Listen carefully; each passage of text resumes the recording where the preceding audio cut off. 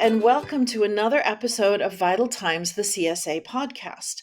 I am your host, Rita Agarwal. In my last two podcasts, we talked about gender and sexual harassment, and one of the reasons we felt that it was important to shine a spotlight on the topic was because of the potential increase to burnout and career dissatisfaction. Today, I wanted to explore the benefits of mentoring, sponsorship, and coaching to improve satisfaction with the workplace, increasing retention of personnel, and mitigating burnout. Mentorship has long been recognized as a critical component of training physicians and training physicians in their subsequent careers. Benefits of mentorship in medicine include increased productivity, improved career satisfaction, expansion of professional networks, reduction in stress, and better work-life balance. Mentorship has also been shown to aid recruitment and retention of a diverse physician workforce. The establishment of mentorship programs has been proposed as a mechanism in promoting inclusivity and diversity within academic medicine, but setting up successful programs can be really challenging. I am joined today by three accomplished anesthesiologists at different stages of their careers and from different backgrounds to discuss the benefits of good mentorship programs and how to set them up. We also discuss what a good mentorship looks like, specifically good mentorship looks like, and how to start successful programs in both academic and private practice. Dr. Scott Markowitz is a professor of anesthesiology and vice chair for professional development and diversity, equity, and inclusion at Washington University in St. Louis. Scott's office develops initiatives to measure departmental cultural engagement and well-being and has produced, curated, and supported programming to promote engagement, resilience, professional development, and an increasingly diverse and inclusive leadership environment. Scott focuses his administrative work on leadership development, promoting a diverse, inclusive leadership and workplace, and promoting meaningful engagement among department members, as well as building leadership skills and capacity for every member of the department, including faculty, the staff, and the administrative staff. He serves on the ASA's Ad Hoc Committee on Harassment, Incivility, and Disrespect, and works closely with other leaders on the national initiative Raising Anesthesiology Diversity and Anti-Racism, also known as RADAR. Scott has a vast experience with a variety of organizations, including the AAMC, the Women's Empowerment and Leadership Institution through the Society for Pediatric Anesthesia, and the University of Colorado, teaching communication skills, conflict management, and as a certified executive coach. Welcome, Scott. Dr. Iona Pasca is an associate professor and associate program director and director of neuroanesthesia at Riverside University Health System. She also is a critical care and neurocritical care faculty member at the Loma Linda University Medical Center. She's at the UCR School of Medicine adjunct associate professor and an anesthesia interest group advisor. She's also a UCSD clinical instructor. She's going to be the co-chair of the CSA's annual meeting next year in Anaheim, California, at Disneyland, and the vice chair for Critical Care Abstracts Committee of the ASA. Dr. Paul Yost is the ASA Assistant Secretary, past CSA President, and past ASA Director. He did 2 residencies, one in pediatrics at Jackson Memorial in Miami, and anesthesiology at UCLA. He's boarded in pediatrics, pediatric anesthesiology, and adult anesthesiology. Oh, and he says that his boards in peds have now expired. He worked at Children's Hospital of California, Orange County, and St. Joe's in private practice for 32 years. He served as the chair of the Peds Anesthesia Department at CHOC, chief of staff at CHOC, and co-director of Peds and Adult Cardiac Anesthesia. He also served as director of pediatric pain at CHOC. Additionally, he served 10 years in city government, including 8 years on city council and a couple of terms as mayor of Seal Beach.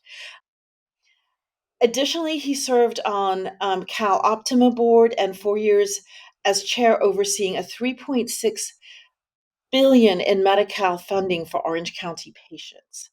Most importantly, though, he was my he and I were classmates in medical school. So I want to welcome Doctors Pasca, Yost, and Markowitz. And I want to start with a really simple question, and that is to ask each of you, what brings you personal fulfillment, and how did coaching, mentoring, or sponsorship have any impact on that? And I'm going to start with Dr. Pasca. Rita, thank you so much for having me on this podcast. I'm really excited, really to get to work with all of you, because for me, fulfillment really started through the CSA, realizing um, realizing fulfillment by being mentored by a lot of really wonderful women, first on the Women's Task Force, and then through the educational program division through the CSA. I have been the associate program director and working with medical students, residents, helping other people along their career pathway has really what's brought me a lot of fulfillment in medicine.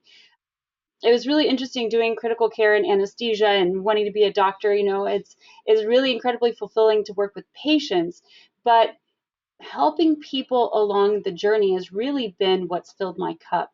Writing letters of recommendation, pointing people in the right direction, getting people onto committees, and helping people when I saw them really have that empty cup by joining these different committees and finding these different mentors has brought me a lot of personal fulfillment. Thank you. Dr. Yost. Thank you, Rita. It's thank you for including me. This is an absolutely wonderful panel of experts. For me personally, what gives me satisfaction is being involved in something that's greater than myself, and obviously, I've found that within organized medicine. I've always been involved and stayed involved and tried to do a good job, and then I find that people kind of ask you to do more.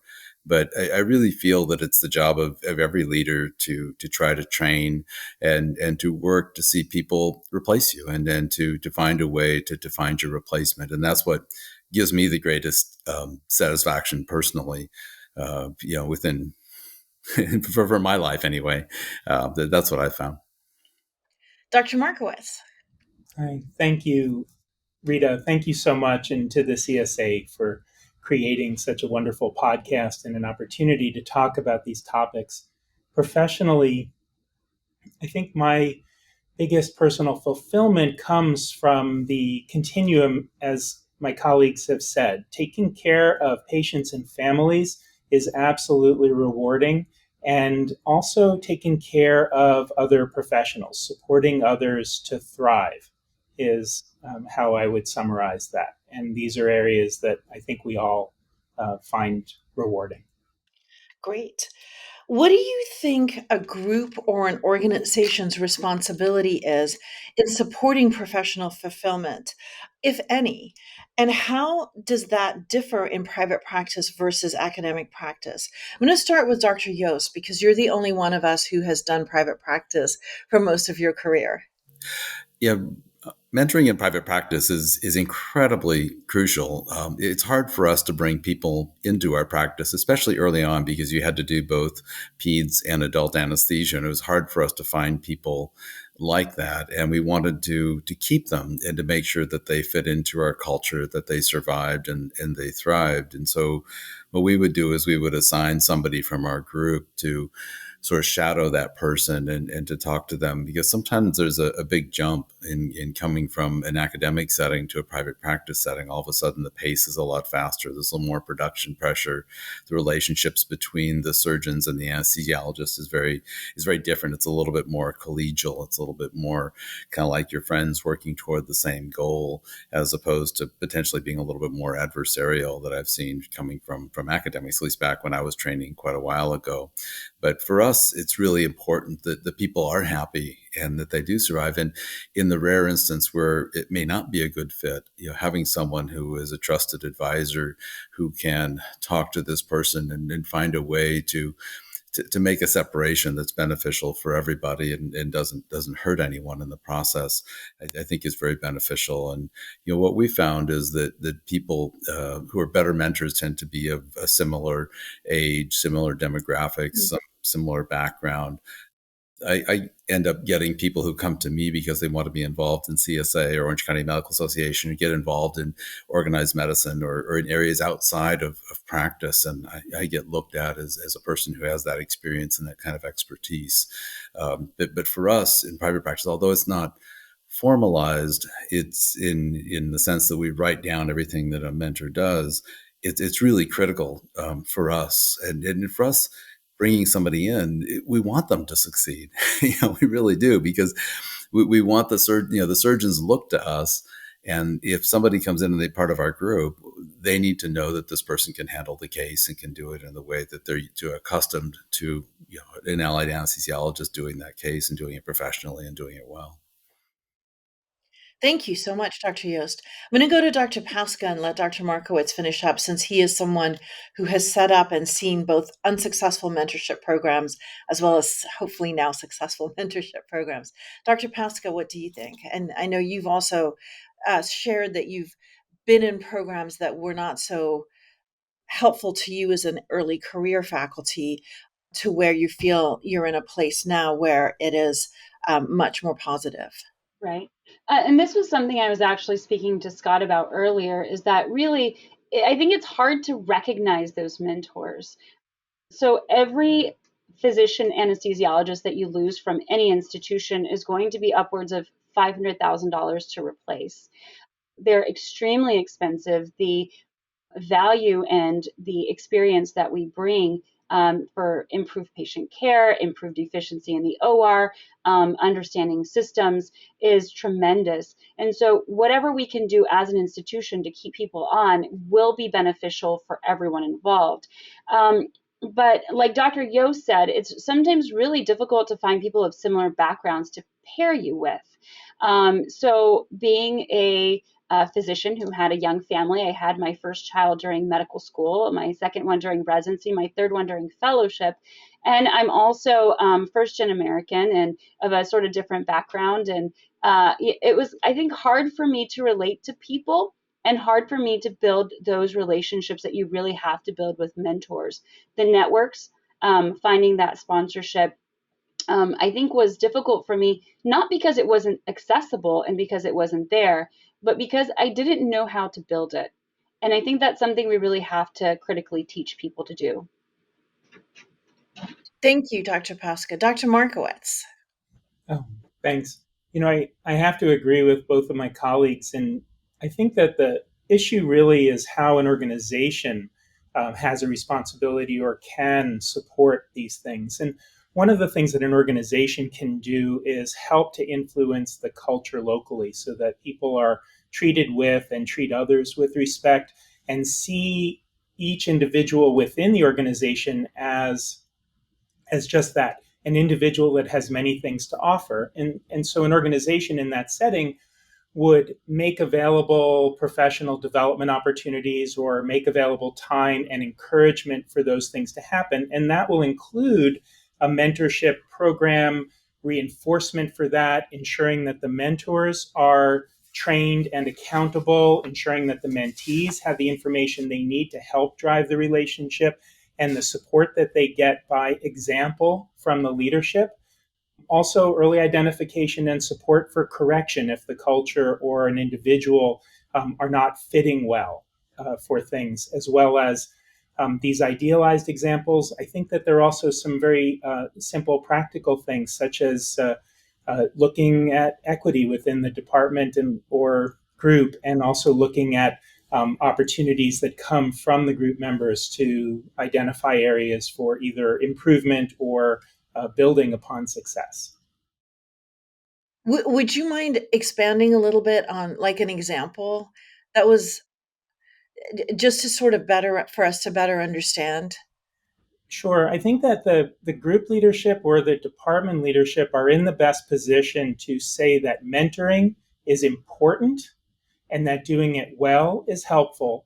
And so creating systems in which maybe assignment, maybe some voluntary, and some accountability on it. And so having, when a new person joins, especially as I think that we're really focusing right now on the transition for maybe more junior members into the group and into their career launch, to have someone assigned, to have someone that matches in ways that are important, to have options for additional people to be available, to have the mentee to be able to drive whether that relationship is successful, and also if there are other relationships that they need to develop, and then to have time and space provided for those things to be able to be leveraged, such as if there's a particular skill set that is needed, a training program that would be helpful to set up the timing and the cadence for personal growth early on.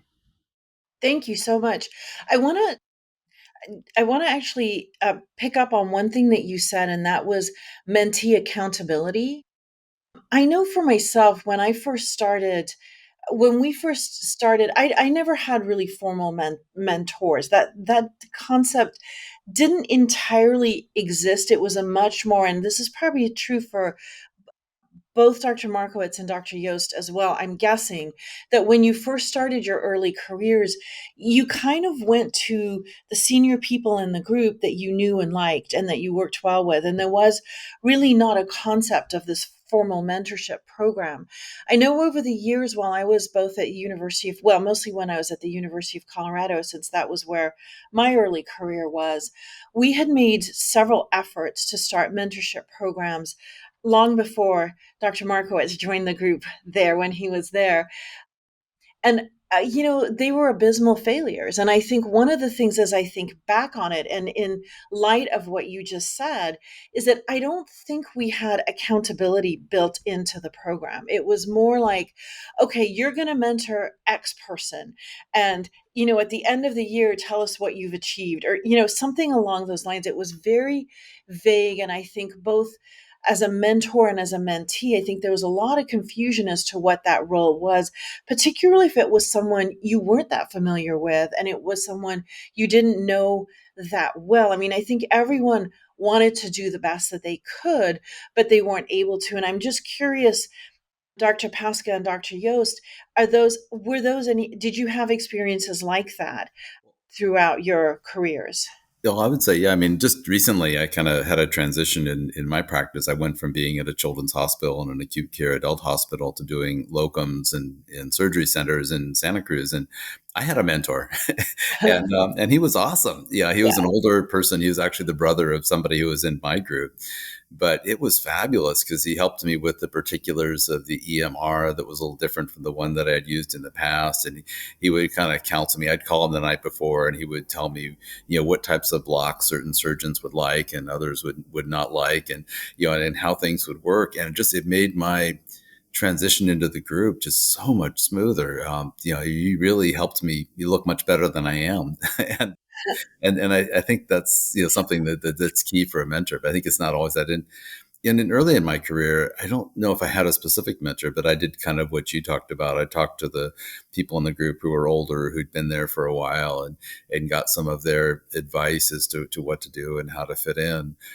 That we didn't have anything really formally set up until much later, when we realized we really needed to make sure that our newer people came in, stayed, and fit in seamlessly, and were productive members of the group, and that they were happy and they were going to stay. And did you build in, Dr. Yost, accountability into that relationship, or was it still, I mean, I In a know sense, in a sense, recognizing private practice is different. Yeah, in a sense, yes, because we're pretty communicative, and we kind of check in with one another with the group leadership as, how is this person doing? Are they doing okay? And we would speak with the mentor and we'd speak with the person. And, do we need to make any interventions? Do we need to do anything? Is this person gonna do okay here? Or do we need to see if we can, find another place for them or another home? And we did have to do that a few times. I think I remember the failures more, but they ended up being ultimately successes because of those people that didn't fit in. They all went on to other practices and were very successful in those practices. One went to an academic children's hospital, and another went into another academic institution. But they did very, very well and have had wonderful careers.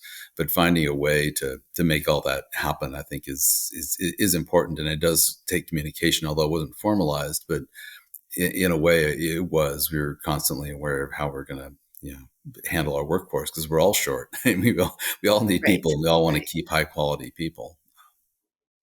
Thank you. Dr. Pasca, did you experience accountability as any of the parts of the mentorship programs, either as a mentee or a mentor? I've never been part of a formal mentorship program for myself. I have put on multiple mentorship programs for my residents, and I think that it's really incredibly difficult, to quote something from Dr. Yost's paper, to standardize, evaluate, and to monitor mentorship. And I found that it's been really difficult even for my residents. I've created these family pods for next year, trying to partner people with similar backgrounds who have had similar sort of trajectories to try to help each other and different levels of learning. One of the things that really stood out to me was going to SOPM, to the Society of Academic Anesthesiology program directors meeting, and one of my letter writers was actually the president of SOPM for a couple of years.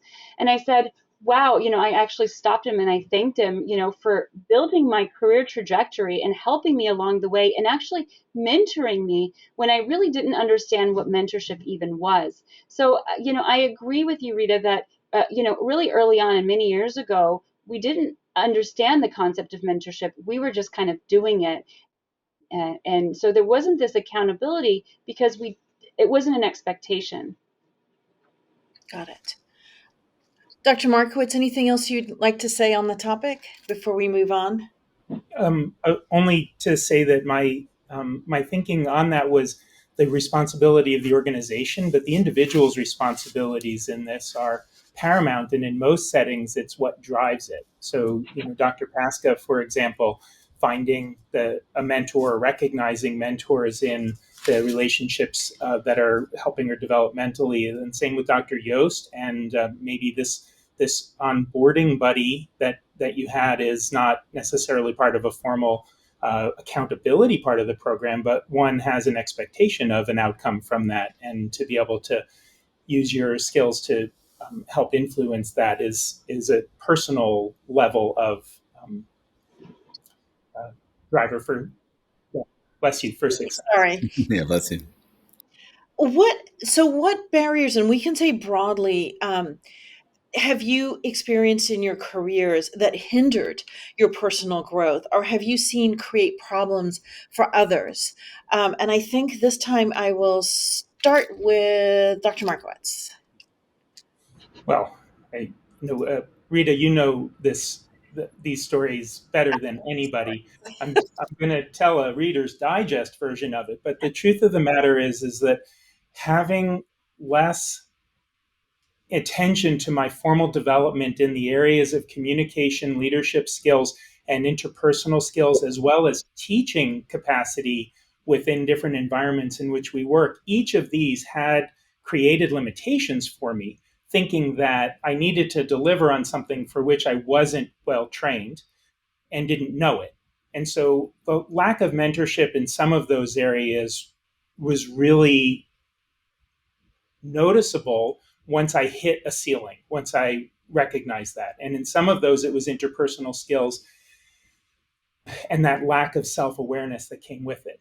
Fortunately, at each of these times, there was someone who was looking out for me or recognized the pattern and offered a pathway to growth or to learning. And I think that was the kind of trial and error that a lot of places have used over time to kind of just in time mentoring or coaching. And so for me, that was, I think, where I kept stubbing my toe until I started to have a systematic approach to my own learning and development. Dr. Pasca. So, barriers to mentorship. So there was actually a really great article from ANA that was talking about the qualitative study of women and leadership acquisition. It actually asked women leaders, 26 women leaders from across the country, what they did really well. And we suffer a lot from imposter syndrome as women. I think that we have a really difficult time letting go of our previous failures and sort of adapting and just moving forward and just saying, okay, well, we all will fail at some point and do things inadequately. I've read tons of books trying to somehow find adequacy, and I keep saying yes to everything because I'm afraid to miss out, the absolute FOMO. So I think that has actually been both a curse and a blessing, as it's sort of opened all these opportunities for me to just keep exploring other areas of potential growth. I would say, Okay, great. I would say Dr. this. Yost? I would say imposter syndrome isn't limited to women. I suffer from that hugely. I mean, it's like, yeah, I'm always feeling like I'm inadequate, especially if I happen to have something unfortunate happen in the OR. One of my attendings said I would flagellate myself for weeks. But yeah, I don't think that that's specific to a specific gender. In terms of limitations, I think sometimes, like, I'm thinking of the situations within my large private practice group. I think finding someone who was a good match is sometimes hard, demographically, gender-wise, where they are in relation to raising families. I think that can be really hard, and I think that led to some separations that didn't need to happen. I think we were not able to make people feel as comfortable and secure in our environment as we could have or should have or would like for us to have done. But by and large, I think we've done a reasonable job, but I think those have been the major limitations.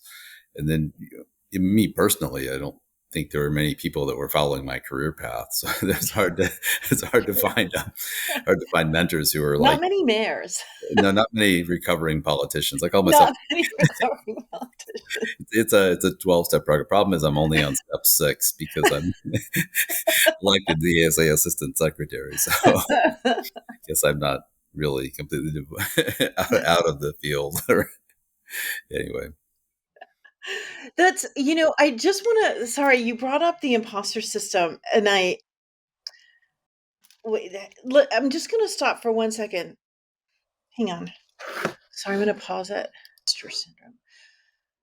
Okay, so the three of you brought up something really interesting, and that's imposter syndrome. And I agree with Iona that as women, we definitely think that we suffer more from that than men do. And it's really interesting to hear the two of you saying that it also exists pretty strongly for men. So I'd kind of like to explore that a little bit more. I mean,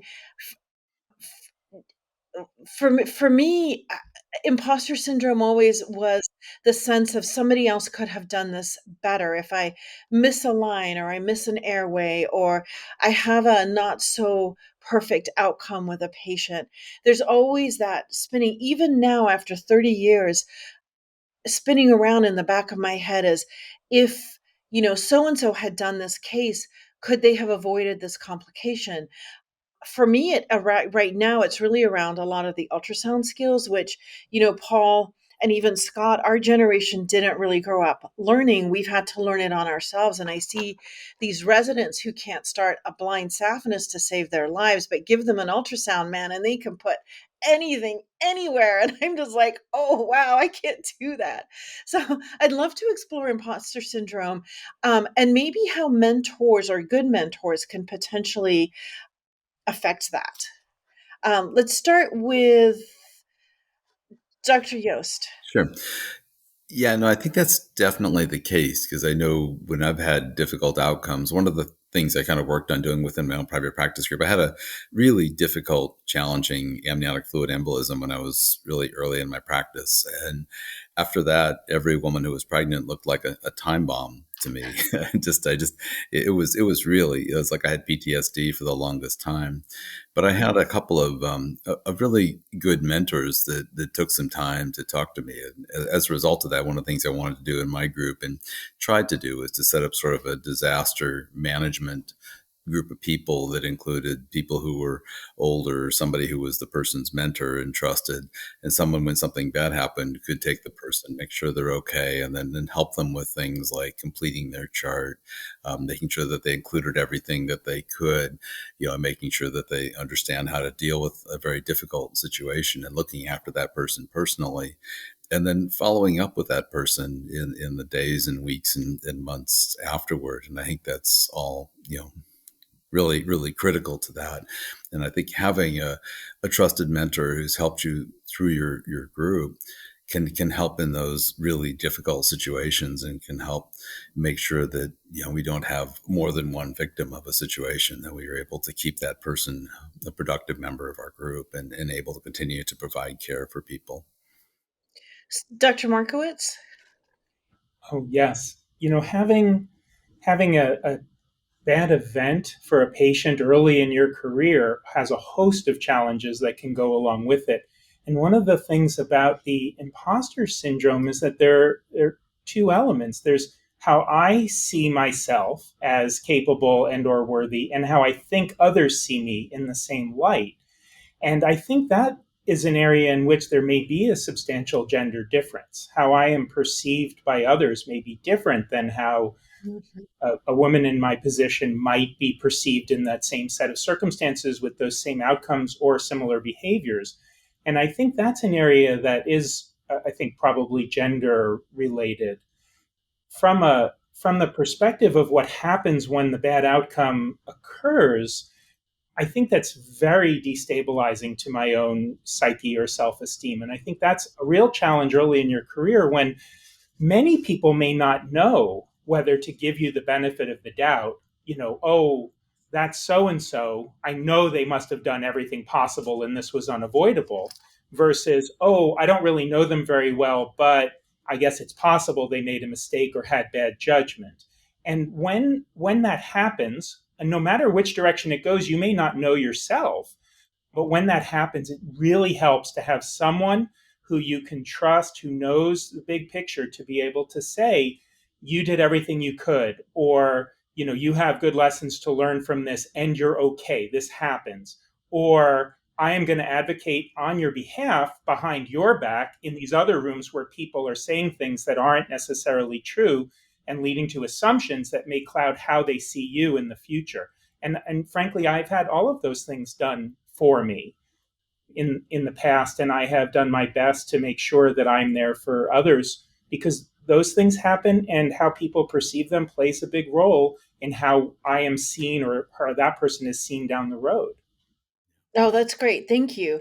Dr. Pauska, take it away. Wow, I am just floored that you all had early disasters that you dealt with. That was so formative. It continues. Imposter syndrome doesn't go away completely.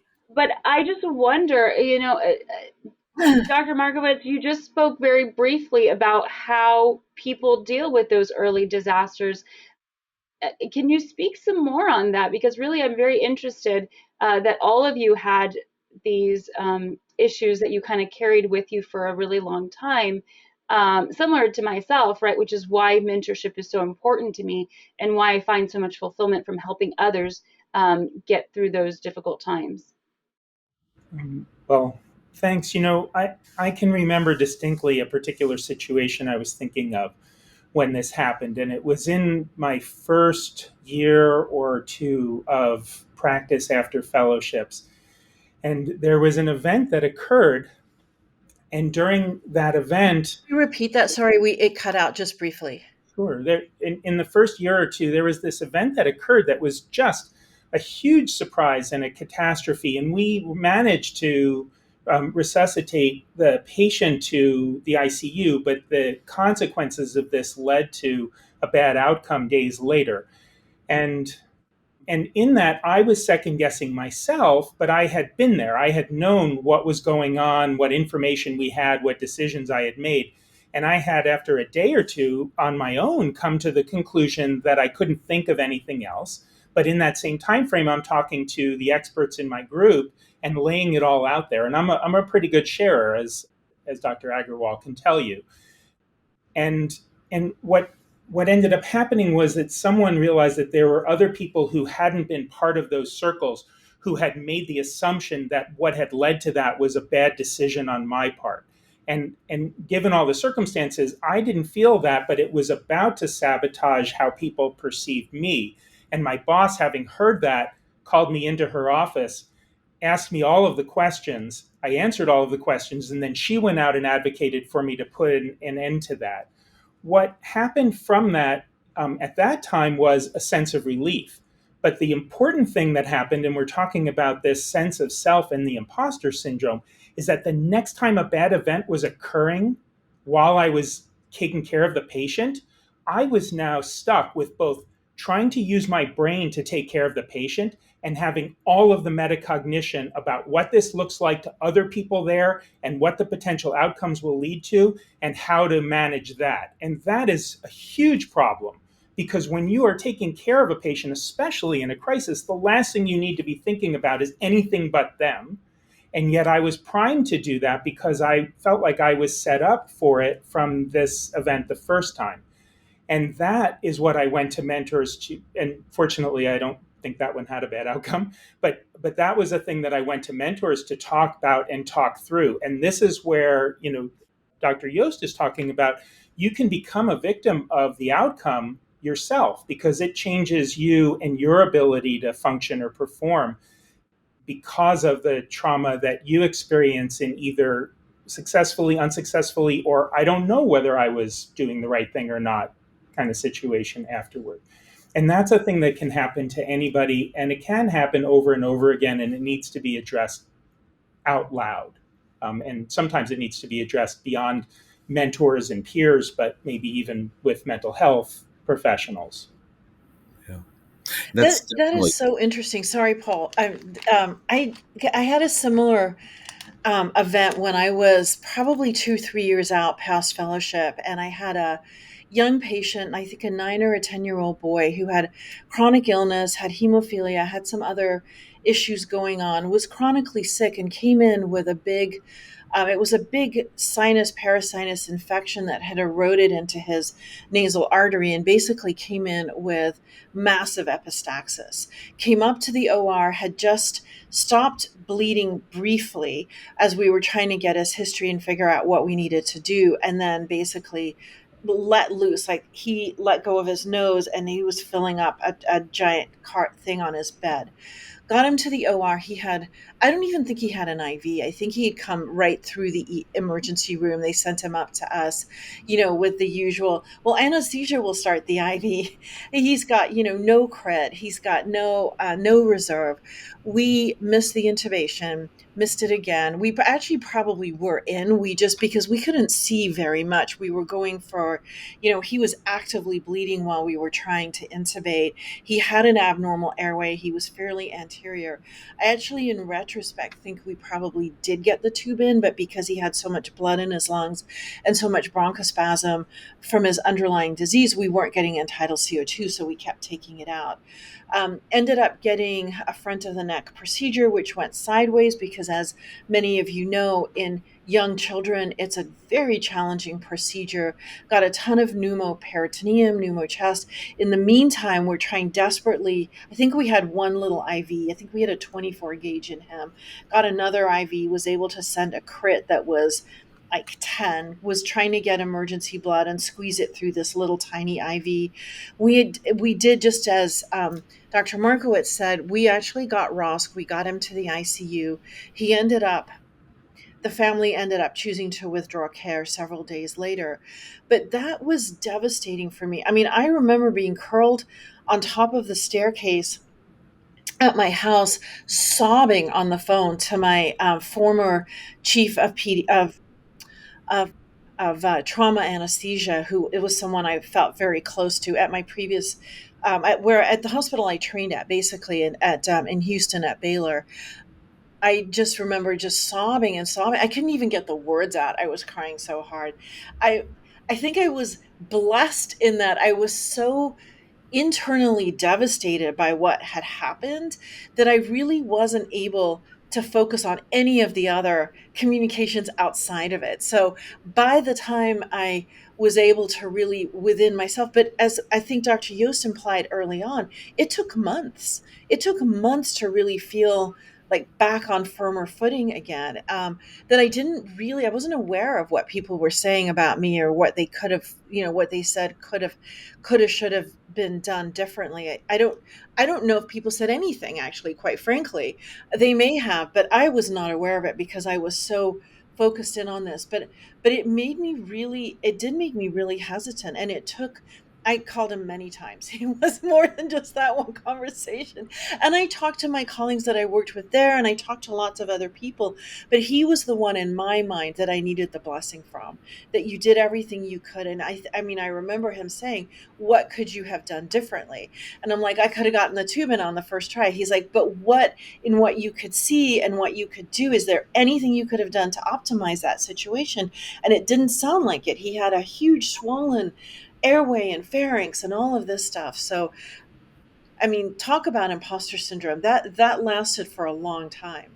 So, anyway, we're off track. Does anyone else want to say anything else about imposter syndrome before we move on to the next topic? Because we I are. would I would just say, Go well, like ahead. I really like what Scott had to say, because it's definitely happened within our group where someone does have, early in their career a difficult outcome, and then they feel less secure, they feel less sure in what they're doing, and it just seems to beget more criticism. And you really need a good mentor to intervene and to advocate on your behalf, because it's very difficult for you to defend yourself. You need other people defending you and feeling like they are. And seen that happen a few times, and I wish we could have done a better job in a couple of those. I think that's really key to maintaining people's mental health and I just want well-being. to say something about a book that I read that I'm actively reading, The Trusted Advisor.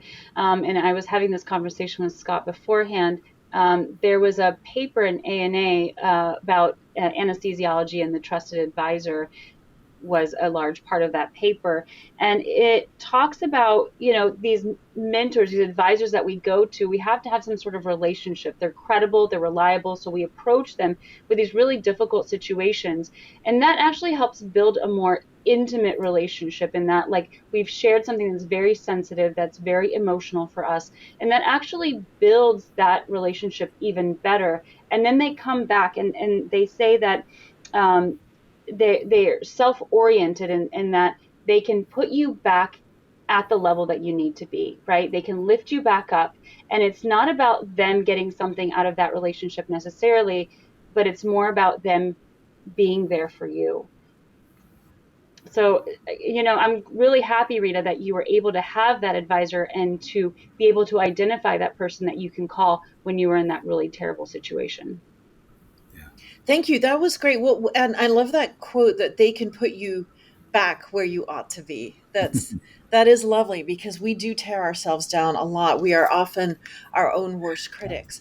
I want to, as we're getting shorter on time, I want to pivot to a couple more questions really quickly.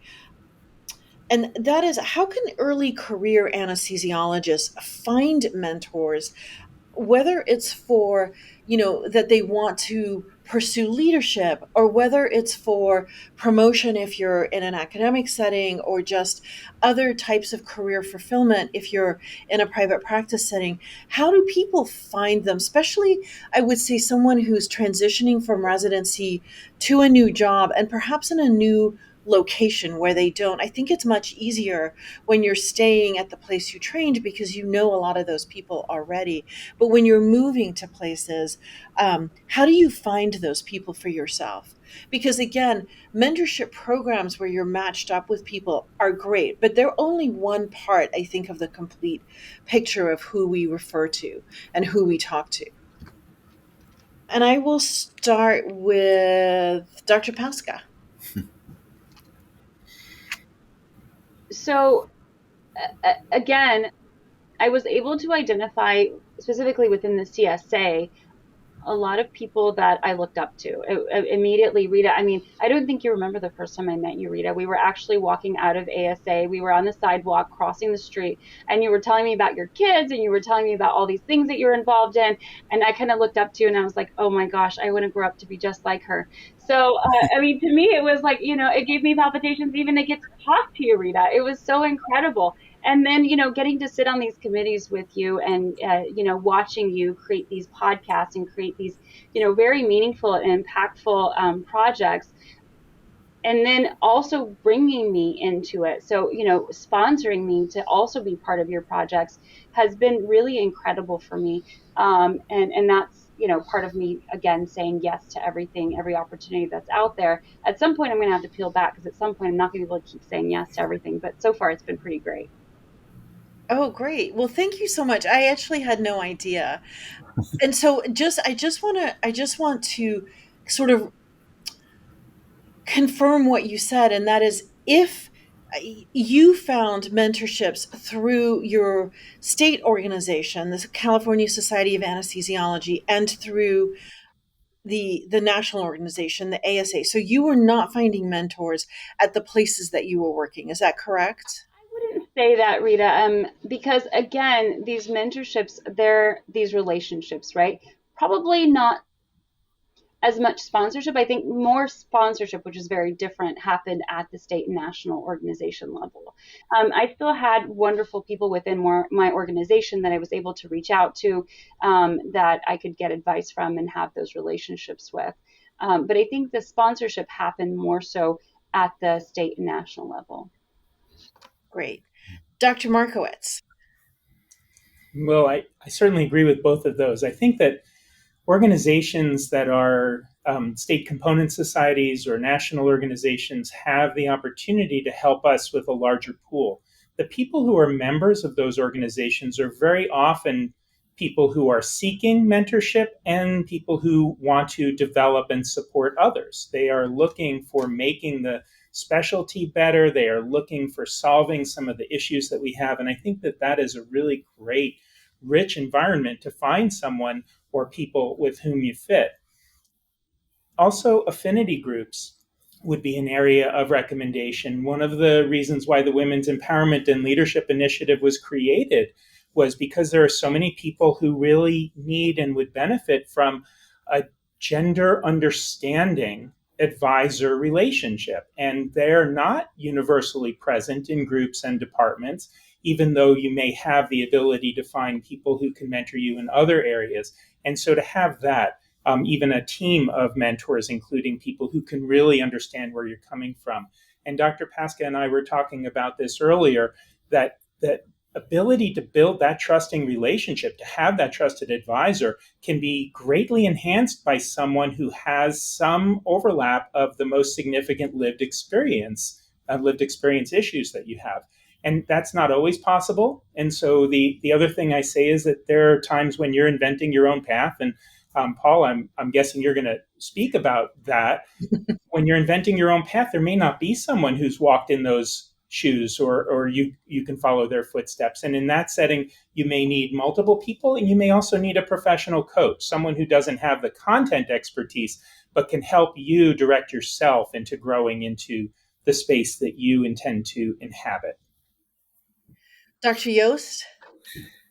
Yeah, it's challenging. I think going toward the organized medical societies like CSA, Orange County Medical Association, CMA, AMA, I think you tend to find more service-oriented people and people that are more sort of servant leader types. And I think that that's really helpful because you don't always find those people in groups. You may find a lot of people who are trying to keep their head above water and pay off their student loans and and survive. But I think looking for people who are service oriented, who are servant leader types, I think is probably the best way to find people that are willing to help and able to help because they understand that mentality. So I guess that would be my best advice. But I like the idea of going to organized medical society just because that's where I went and that's where I found mentors and leaders and people who helped me along the pathway. So I was gonna, so that kind of follows up from that, and I think you've all sort of answered it, but I just want to see if you have anything else to add to the question. What if there is no mentor available? And that's really if there's nobody like where you work or in your practice setting that you feel like would be a good mentor for you. I think I've heard it from all three of you, but I just want to give you all a chance to say it again. Dr. Markowitz, we'll start with you.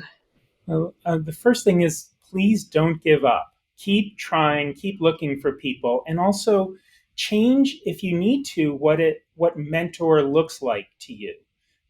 Don't be limited because you're only looking for someone who matches gender or age or other background expectations that you have. Seek out people who will do for you what you need. There are also peers. So having someone who isn't a content or pathway expert, but can help with bouncing things off of, encouraging, maybe even helping hold me accountable. Those people can be incredibly valuable, and they may even be able to do some of the elements of sponsoring, like making introductions, connecting me to another network, or a suggestion that could be helpful as a mentor advisor. Dr. Yost? Yeah, I don't know if I have an intelligent answer to that beyond that. Okay. No, that's fine. That's perfectly fine. You've already said it. I just wanted to make sure you didn't have anything else. And Dr. Pasca, do you have any other comments about if you can't find a mentor, or if you don't think that there is a mentor? Because I hear that a lot. Well, I don't have any mentors. I don't know how to find a mentor. So there's actually a lot of leadership training programs that you can join through the ASA, the CSA, that are specifically meant to develop you as a leader. And there's tons of mentors to be found there. When you talked about not being able to find a mentor, I actually remembered one student. I work with tons of students. Every year I work between 50 and 100 medical students who come for letters and for case reports and building their CVs.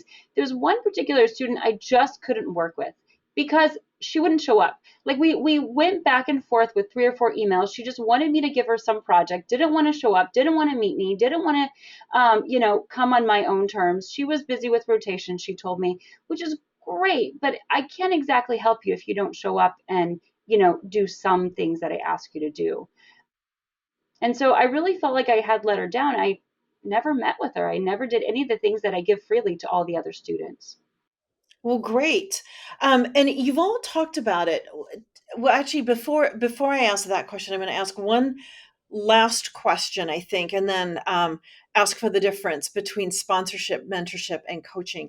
But before that, how does a person know if the relationship between the mentor and mentee is working? How do I know as a mentor if our relationship is working?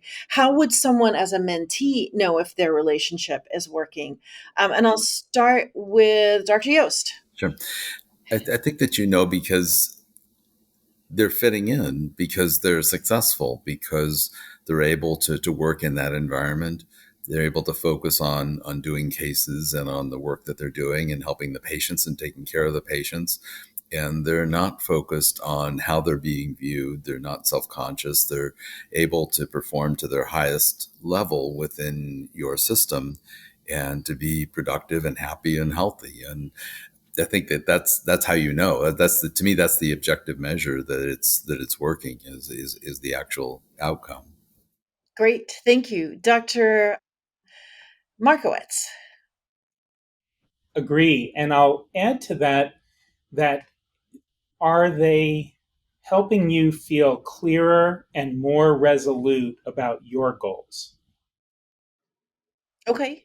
Okay. That's you as a mentee. You would feel the relationship is working if you feel like your mentor is making you making your goals clearer, making you feel more resolute.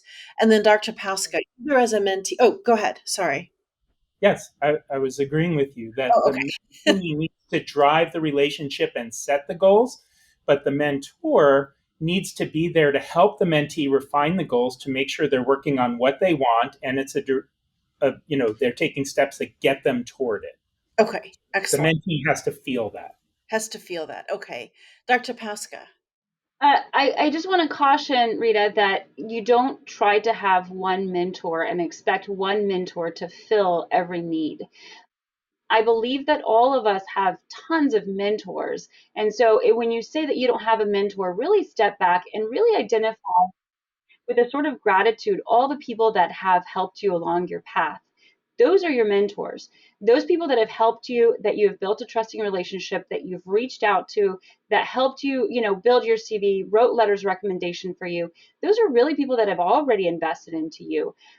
And so just recognize what people have already done for you, and first and foremost, and then what you've gotten out of those relationships, whether it helped you get into a residency, into a new job, whether it helped you, you know, to overcome this imposter syndrome. Just there's so many rich things that mentors provide for us. And I think the limitation is really in us understanding what a mentor is. Oh, that's great. Thank you so much. And then what do you think? I actually have two more questions before we do the final definitions. Do you think it's better to have a gender concordant mentor, or do you think it matters? And I'll start with Dr. Pascal on this one. Yeah, so that women leadership paper that I referred to earlier, actually the vast majority of the women had male leaders, especially as only about 16% of chairs in anesthesiology are actually women, depending on where you want to end up and whether you even know where you want to end up. There's not that many leaders that might be in the next level where you want to be. So I don't think that it matters. I've had wonderful male mentors, wonderful female mentors, and I don't think it matters. I'm going to ask Scott next because I'm hoping he'll push the Welly initiative again, because I think I'm just in awe. And full disclosure, Scott is on the steering committee for Welly, and I'm one of the mentors, or what am I called? I'm not actually a mentor. Advisor. You're an advisor, and I'm the an advisors advisor. well use coaching skills as well as other mentoring techniques. WELI, the Women's Empowerment and Leadership Initiative, is in the Society for Pediatric Anesthesia. And the model there is that advisors can be men or women or people of other gender. And that setting is mostly because they try to match on a variety of things. But if a protege within the program would particularly like a mentor who's a woman, then we will go out of our way to make that one of their relationships in there. One of the things, just to reiterate is, don't look for one perfect person. I agree with you, Dr. Pasca, that you're going to need more than one person anyway. And so, you may find people who have lived experience that matches in one area, but don't have the work experience that you need in a different area, and so on. And also that one of the things is that these relationships take time to develop and to really come to fruition.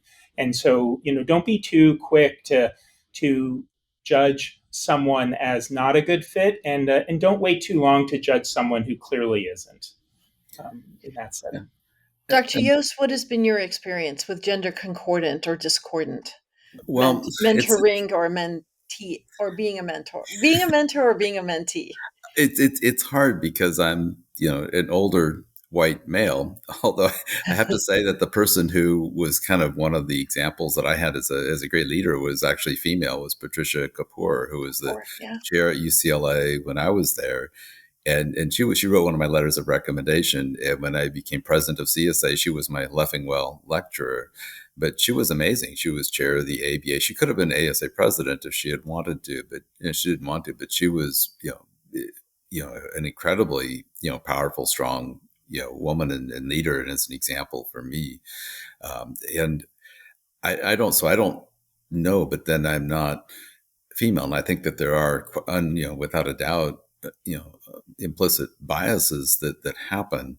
And I think having someone who is aware or senses those because they are part of that group, I think is probably incredibly important for some people. For others, it may not. But I think it's also true that you do have many mentors. And I think having at least one that is as similar to you and your life experiences as humanly possible is probably really critical for people. Great. Thank you so much. Thank you, all of you. Who would like to tell the audience what the difference is between sponsorship, mentorship, and coaching? I know that Dr. Markowitz is a certified coach, so maybe he can take that one on. Dr. Yost or Dr. Pasca, do you want to take on what the difference is between sponsorship and mentorship? I touched on that briefly earlier. So, mentorship is someone who helps sort of build your trajectory, supports you in any area that you feel is inadequate or needs extra support. But a sponsor in particular will give you the opportunities for development. So, things that build your CV and build your careers, talks, papers, book chapters that you can do, those are sponsors. And Dr. Yost, how does that work in kind of private practice and getting ahead in the national and regional organizations that you've been so successful with? It's a good question, and I'm not sure I know the exact answer. I really don't. I've had mentors and I've had sponsors in some way. I've had people that preceded me. There was a person who was he was the district director before me. He was head of legislative practice affairs before me, and so he was sort of blazed the path and got me interested and got me involved, and that was Dr. Pauker. And so I think we have people who are kind of like that. I wouldn't say that he sponsored me per se, but he was an example of a certain direction to go, and he encouraged me along the way to do things and saw things in me that I didn't necessarily see in myself. So I think that's critical and important. Yeah. But I'm not sure I know the full answer to that question. Okay, that's perfectly valid. And Dr. Markowitz, do you want to talk a little bit about what coaching is and how that can be helpful and useful? Sure. There are two ways to look at coaching. One is with a professional coach, and one is using coaching within coaching approach and coaching skills within another relationship. So mentors sometimes use coaching techniques in their interpersonal interactions with mentees or proteges. And in that setting, they have the ability to make sure that the protege feels empowered, that they are driving the relationship, that they are driving the goals, that they are really being heard and seen, and the mentor in that setting might use coaching skills in some settings rather than giving advice or teaching something. In terms of professional coaching, one of the things that happens is that a mentor is someone who's already walked the path that you want to walk and can give you good advice from that perspective. And if they're not gender concordant, they can at least be humble enough to recognize that your path may look different or have different steps than their path did. And so that's a really great thing. But there aren't that many people who really are that ahead of us in that area who can really tell us how to get to where they are. Especially now, I mean, the world changes so fast that even if they're only 10 years older than me, it's a very different pathway that I need to follow than they did 10 years earlier. And so in that setting, how do I move into unknown areas, or how do I move with additional help into areas that other people can't really advise me on? And the answer to that may be things like professional coaching. The coaches use a process rather than having the information to help you work out how you're going to figure out what the goal is, how to get there, what processes you use personally to learn to get there, how you're going to measure your progress along the way, who you're going to enlist to help and support you. That is, what relationships do you have and what relationships are you missing in this setting? And so professional coaching can fill a lot of those gaps. And all big leaders have professional coaches in the Fortune 500 and in most C-suites in health systems now. It's becoming much more used in academic medicine, with chairs all having coaches and vice chairs all getting coaches at my current institution. These are areas in which the cost of the coaching turns out to pay return dividends that are considered worthwhile by the organization. In the future, everyone will have leadership training and everyone will have touch and touch base with coaches along the course of their pathway, so that they won't need quite so much effort when they get to these positions that are both rarefied and high stakes. But for now, that's where we are. So that's kind of the coaching side of it. It's a contextual approach that uses a particular supportive structure that does not require the coach to have the expertise in where you're going. Great. Well, thank you all so much. Is there any last words of wisdom you'd like to share or impart before we wrap up and stop talking? Dr. Pasca, any last words you'd like to share with the audience? I just want to thank Rita, and I want to thank the rest of the CSA and Dr. Yost and Dr. Markowitz. Really get involved in your local, state, national societies. Get on committees. Some committees are more difficult to get on, and if that's so, just apply for a different one. I actually had a really hard time getting on the women's committee for ASA. I found it really disheartening. I had applied multiple years and felt like, okay, well, I had done, enough with the CSA to at least, be considered. So if you're in that situation, don't be discouraged. Really reach out to people within your local chapters and find out. Some of those committees are actually really saturated and have a ton. I think they said like 300 women had applied for the ASA committee for women. So there are different ways to get into those leadership roles, and don't get discouraged if initially somebody tells you you can't be on a committee. Great. Thank you, Dr. Yost. I would say, just say yes. Like that's kind of what I've done my whole life, and just say yes, show up, do the best job you can, and then people ask you to do more, and it's not a lot more difficult than that sometimes. Just say yes, and then keep working, find people who are similar to you, do the best job you can. And then before you know it, you're being asked to do more. Of all the things I've done, but even like mayor, chief of staff of a children's hospital, chair, president of CSA, none of them were things I set out to do. They just kind of happen along the way when you do a good job leading up to those things. You just work as hard as you can, and pretty soon you're somewhere where you weren't before. Great. Thank you so much, Dr. Yost. Dr. Markowitz, you get the last word. Well, I get the last word, but I get the penultimate word. Thank you, Dr. Agarwal.